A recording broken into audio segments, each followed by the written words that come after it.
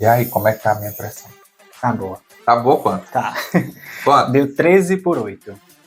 Tá um pouquinho alta pra mim, tá? Não, dá pra ser considerado normal. Oi, pessoal, tudo bem com vocês? Fábio do Bu pintando com a novidade aqui no nosso canal no YouTube. Vamos falar sobre saúde.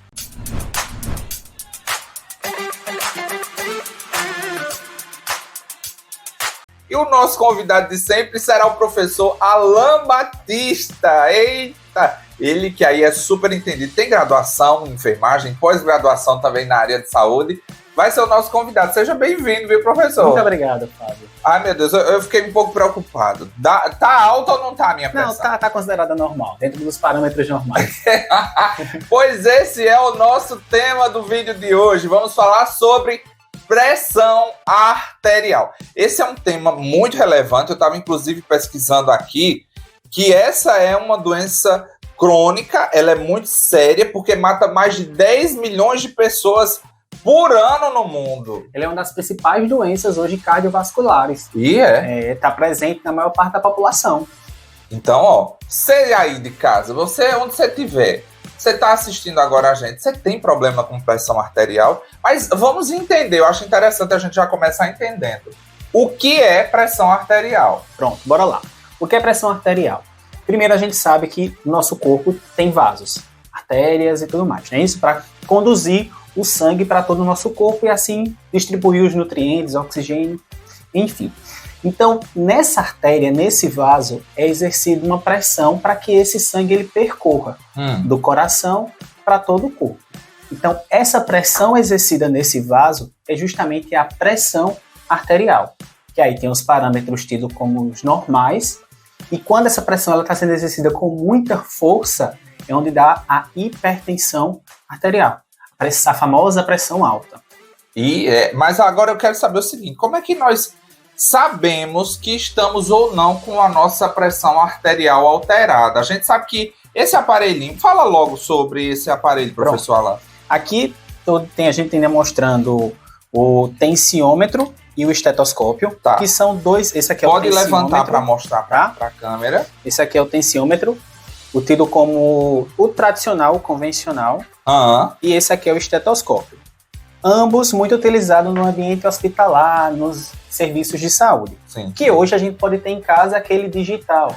É mais prático. Muito mais prático. Principalmente para idoso, que não tem quem cuide. Então coloca aquele digital, apertou ali o botão, ele já dá frequência cardíaca, ele já dá pressão arterial, então ele dá alguns parâmetros bem interessantes. Então, a partir desses, ou convencional ou digital, tem como a gente saber se nossa pressão ela tá alta, se ela tá baixa, se ela tá normal.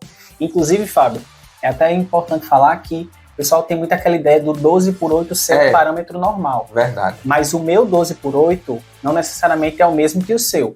Como assim? O meu normal, por exemplo, é 11/7.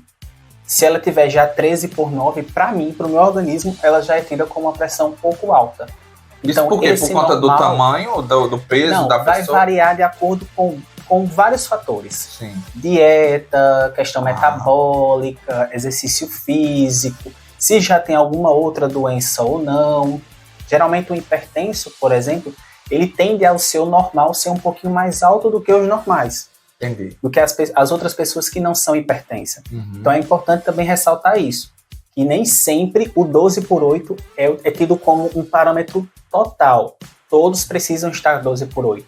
Tá porque isso é uma média, na verdade. Isso é uma média populacional de 12/8. Mas às vezes o meu normal é um 11/7, é um 13/9. Porém, quando ela fica acima do 13/9, a gente já tem que ligar o alerta. Independentemente da pessoa. Desse parâmetro da pessoa. Esse tema é muito interessante. Eu convido você a compartilhar. Manda esse vídeo pro titio, pra titia, pra família, pros amigos.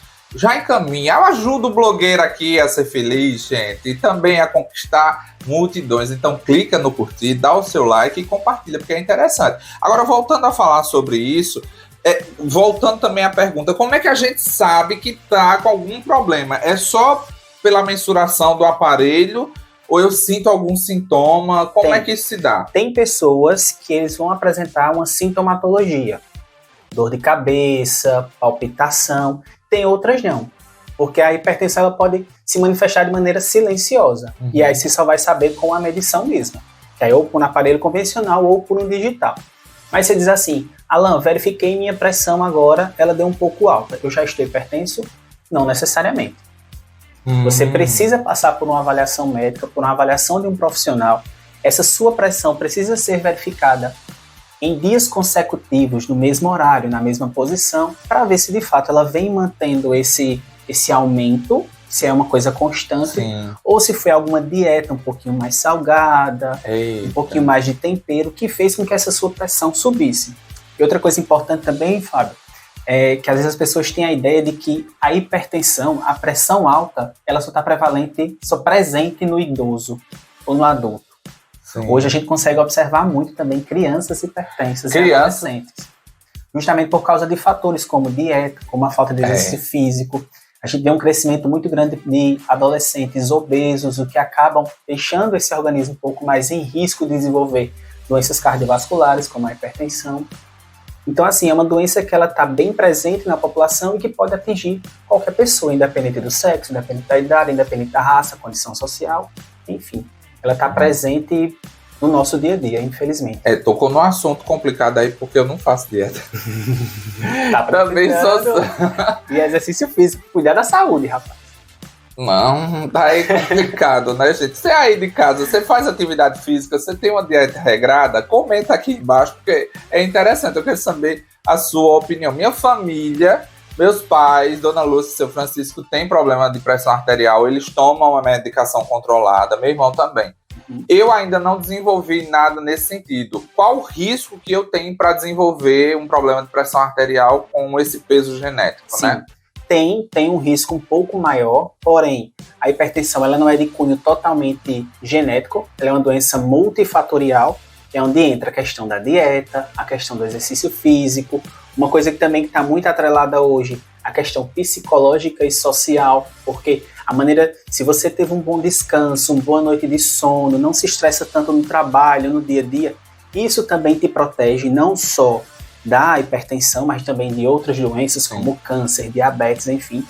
E isso acaba meio que se somando. São fatores que vão se somando, não é uma coisa apenas isolada, mas são fatores que se somam e promovem a hipertensão. No seu caso, por exemplo, você já tem histórico familiar. Então você já também me relatou aqui que não faz dieta, não tem uma regra, não segue a dieta saudável, não pratica exercício físico, tem histórico familiar. Ou seja, então, assim, você tem alguns fatores de risco. O caos, né? Quer dizer que você, por fazer isso, você vai desenvolver e uma pessoa que não faz isso não vai desenvolver? Não necessariamente. Tá vendo? Entendeu? Porque a doença ela é multifatorial, ela pode ter outros fatores que levam ao desenvolvimento dela. Entende? Aí os sintomas, quais são os sintomas? Só recapitulando. Só recapitulando. Esses sintomas eles podem variar. Desde ser algo silencioso, onde você não sente nada, mas você também pode sentir aquela enxaqueca, aquela dorzinha de cabeça, a palpitação, aquele mal-estar que você consegue sentir aquele aceleramento no coração, entendeu? Geralmente isso é um dos sintomas mais comuns. Isso por uma causa de ordem psicológica ou também fisiológica, né? Sim. Não necessariamente só psicológico. Interessante demais. Agora, quais os... Diga. Ela pega, como eu disse, ela pega a questão multifatorial. Multifatorial. Né? São vários fatores que levam ao desenvolvimento da hipertensão. E quais são os principais problemas ou consequências causados pelo problema com a hipertensão? Pronto. A hipertensão, principalmente quando ela não é controlada. A pessoa hipertensa, ela tem grandes chances de desenvolver outras doenças, como infarto, pode infartar, o pessoal chama normalmente de derrame, né? Sei. Que é o acidente vascular cerebral. Entendi. O AVC, que hoje a gente na verdade não chama mais AVC, chama AVE, que é acidente vascular encefálico, entre outras doenças que estão atreladas ao sistema cardiovascular, que podem agravar ainda mais essa situação desse paciente, desse indivíduo hipertenso, que pode levar ele, por exemplo, a ficar acamado, a ficar com alguma sequela pro resto da vida. Então, assim, é uma doença que dá para você viver com ela, porém você precisa tratar, você precisa cuidar. E como é esse cuidado? Esse cuidado, ele é não só medicamentoso, não é só o comprimido, mas ele também está atrelado ao tratamento que a gente chama não medicamentoso. O que é que você engloba nesse medicamento? Nesse tratamento não medicamentoso, está atrelado justamente exercício físico, dieta, entendeu? Então, tudo isso se soma para prevenir e cuidar da hipertensão. Mas que ela dá sim para você viver o resto da sua vida com ela, com o diagnóstico da hipertensão, desde que você faça esse controle. Tem mais algum cuidado que você acha que seja relevante a gente contar aqui para o povo que está nos assistindo agora? Porque eu acho que deve ter alguma observação interessante, né? Sim. Uma coisa que a gente precisa ficar bem atento. Vamos dizer que você que está em casa, com seus pais, com sua família, verificou a pressão, seja com esses dispositivos aqui ou com o digital. Sim. Essa pressão deu alta. O que é que você vai fazer? Você vai, primeiro, ficar calmo, porque muitas vezes pode ser uma coisa que você comeu um pouquinho mais salgada, com um pouquinho mais de tempero, porque às vezes a gente acha que é só o sal que vai dar o teu sódio, mas não. Temperos, principalmente aqueles temperos industrializados, aqueles de barrinha, de pacotinho. Eita, muito comum. Você aí em casa deve ter na geladeira. Esses temperos, eles possuem uma grande quantidade de sódio, que isso vai fazer com que essa pressão ela aumente. Né? Então, a primeira coisa que você faz é fazer uma análise. Será que eu não comi alguma coisa que gerou esse aumento da pressão? E aí você começa a observar. A dica que eu dou para você que está em casa é o seguinte: você verificou hoje, digamos, segunda-feira às 3 horas da tarde. Sim. Essa pressão deu alta. Anota. Amanhã, na terça-feira, verifica novamente no mesmo horário, às 3 horas da tarde, na mesma posição. Tá vendo? Tá?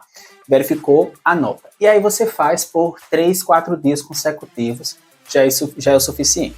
Se você viu que nesses dias a pressão ela manteve-se alta, um conselho que eu dou é procurar um médico, procurar uma assistência de saúde, procurar um serviço de saúde para se fazer um acompanhamento um pouquinho mais apurado e mais cardiologista é o ideal? Não necessariamente. Um clínico geral na UBSF já é suficiente. Já é no começo. Eu digo isso porque meus pais às vezes fazem um exame que colocam um aparelho que verifica, a pessoa dorme. Sim. Não sei se você aí de casa já fez, né? Um mapa, né? O nome desse exame. E aí, geralmente é o cardiologista que passa para verificar. Sim. Seria esse o exame que detecta ou não necessariamente? Não necessariamente. Às vezes, com as manifestações clínicas, os sintomas que o paciente tem, com esse acompanhamento sendo verificado por um tempo um pouquinho maior, ele já é suficiente para se dar o diagnóstico da hipertensão. Esse que faz do mapa é para ter um acompanhamento maior em torno de 24 horas. Verdade. O que é que acontece? Como é que sua pressão se comporta você desenvolvendo as atividades do dia a dia? Ao cozinhar, ao varrer uma casa, ao trabalhar. Então, aquele aparelho ele vai automaticamente verificando e registrando, que é mais ou menos o que a gente faz quando a gente verifica por mais de um dia consecutivo e registra, tá? Uma coisa também muito importante que eu lembrei agora, Fábio, é principalmente quando a gente está utilizando o digital, é deixar esse aparelho digital no nível do coração. Não é de todo jeito, então. Não é de todo jeito. Eu não vou, por exemplo, colocar aqueles de punho e ficar com a mão levantada ou com a mão para baixo. Não, eu coloco ele. Tanto se vocês pararem para pensar, geralmente o profissional pede para você ficar com a mãozinha assim. É verdade. Descansando. Por quê? Porque esse aparelho ele vai ficar no nível do coração. Do mesmo jeito se for aquele de braço. Ele tem que ficar no nível do coração para que essa verificação ela seja correta, ela seja adequada. Tá vendo? E ter cuidado para não derrubar o equipamento, que ele pode descalibrar, né? Sim, tem que ter muito cuidado com o manuseio desse equipamento. Para não derrubar, porque se derrubar, a gente sabe que está sujeito a sofrer algum dano internamente, que isso pode estar danificando na hora de se verificar e de trazer esse valor. E nesse tratamento, né? Então, quando você detectou que essa pressão está alta, existem 2 caminhos de tratamento. Quais são os caminhos? Tem o que a gente chama de tratamento medicamentoso e o não medicamentoso. De primeira escolha é o não medicamentoso, que aí é trocar os hábitos de vida. Praticar algum exercício físico, pode ser uma caminhada simples, 3 vezes na semana, 30 minutinhos, já é o suficiente para dar uma controlada. Dieta, evitar alimentos muito salgados, com muito tempero, condimentos, no caso, embutidos, industrializados. Dá uma dieta um pouco mais saudável. Então, isso acaba ele faz essa avaliação inicial para ver se com a mudança de hábito você consegue controlar a sua pressão, tá? Outra coisa que eu estou falando muito em dieta e exercício físico, mas é importante também ressaltar a questão do tabagismo, né, o fumo, os vícios, e do equilismo, os vícios. Bebida e álcool, o alcoolismo, o fumo, tudo isso complica e pode promover essa hipertensão. Então, primeira escolha é fazer esse tratamento não medicamentoso. Se esse tratamento não medicamentoso, essas mudanças de hábitos não foram suficientes, aí onde entra com a medicação.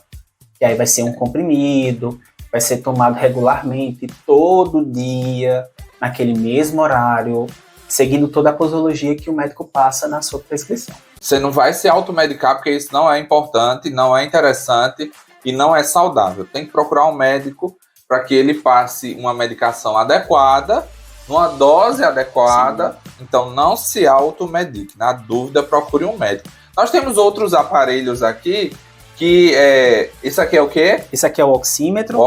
Que vai medir justamente a questão do oxigênio no sangue. É importante ter em casa, principalmente nesse período de Covid, que não acabou a pandemia, pandêmico, né? Foi muito utilizado. E tem outro aqui que é o da glicemia. Da glicemia. Que a gente tem como verificar a concentração de glicose no nosso sangue. Muito utilizado também por pacientes diabéticos. Aí, o Alan trouxe aqui, o professor Alan trouxe esses equipamentos. Num próximo vídeo a gente vai falar pode falar sobre a importância de ter esses equipamentos em casa. Porque você aí passou mal, teve algum mal-estar, você pega e recorre a eles como um paliativo ali para o momento e para saber como é que está o seu organismo.